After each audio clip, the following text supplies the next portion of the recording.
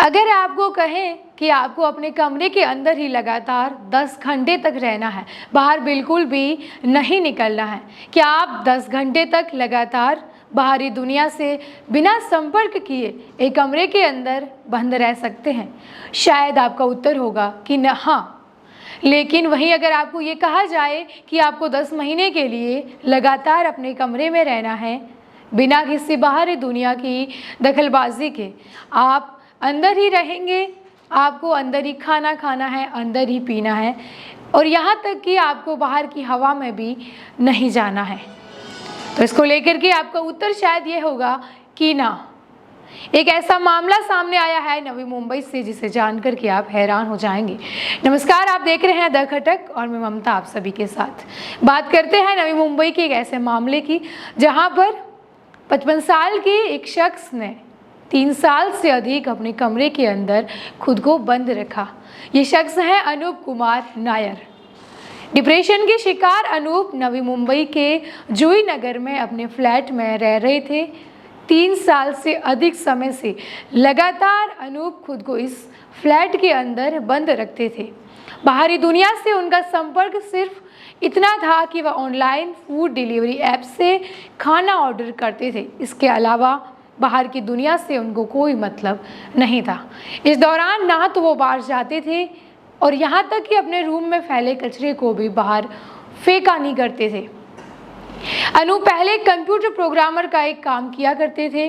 6 साल पहले अनूप के माता पिता की डेथ के बाद वो गहरे अवसाद का शिकार हुए और खुद को अपने ही फ्लैट के अंदर अनूप ने बंद कर लिया। अनूप की माँ पूर्णिमा नायर भारतीय वायुसेना के अंदर टेलीकम्युनिकेशन ब्रांच में काम करती थी और वहीं उनके पिता वीपी कुट्टी कृष्णन जो कि नायर टाटा हॉस्पिटल में मुंबई में काम किया करते थे। अनूप के एक पड़ोसी है विजय जो बताते हैं कि सीएचएस के अध्यक्ष भी हैं। उन्होंने ये कहा है कि अनूप शायद ही कभी अपने फ्लैट का दरवाज़ा खोलते थे, यहाँ तक कि वो अपना कचरा भी बाहर नहीं निकालते थे। ऐसे में जब सोसाइटी के सदस्यों ने उन्हें कचरा बाहर निकालने के लिए कहा तो उन्होंने मना कर दिया। उनको काफ़ी मशक्क़त के बाद ऐसा करने के लिए मनाना पड़ता था। उन्होंने अनूप को उनके माता पिता की फिक्स डिपॉजिट उनके खाते में ट्रांसफ़र करने में भी मदद की। उनके पड़ोसी ने ऐसा बताया है और ऐसा बताया जा रहा है कि अनूप के कई रिश्तेदारों ने उनसे संपर्क करने के प्रयास तो किए, लेकिन अनूप किसी पर भरोसा नहीं करते हैं और ऐसे में उन्होंने किसी से भी बातचीत नहीं की। इसके बाद अनूप के बारे में किसी व्यक्ति ने एक एनजीओ जिसका नाम social and evangelical association for love seal, उनके समाज सेवकों को ये बात बताई। वो लोग तुरंत अनूप के घर गए। घर का नज़ारा देख करके वो हैरान हो गए थे। वो एक कमरा नहीं, एक कचरे का ढेर बन चुका था।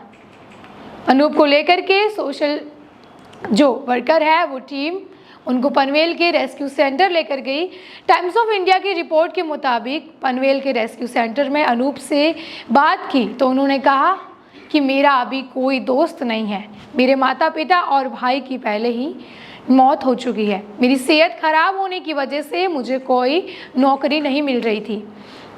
इस मामले को लेकर के मासीना हॉस्पिटल की कंसल्टेंट साइकियाट्रिस्ट डॉक्टर प्रियंका महाजन जिन्होंने इस घटनाक्रम पर एक कमेंट किया है, उन्होंने कहा है कि जब कोई व्यक्ति अपने किसी करीबी को खो देता है तो अकेलापन और भावनात्मक दुख होना स्वाभाविक है और कुछ लोगों के लिए ये दुख एक डिप्रेशन में बदल सकता है और ये डिप्रेशन में व्यक्ति हेल्पलेस, निराशा और बेकार महसूस करता है। जैसे जैसे ये तनाव बढ़ता है व्यक्ति सामाजिक रूप से खुद को दूर करता है और ये दूर हो भी जाता है और एक दिन ऐसी स्थिति है वो पैदा हो जाती है।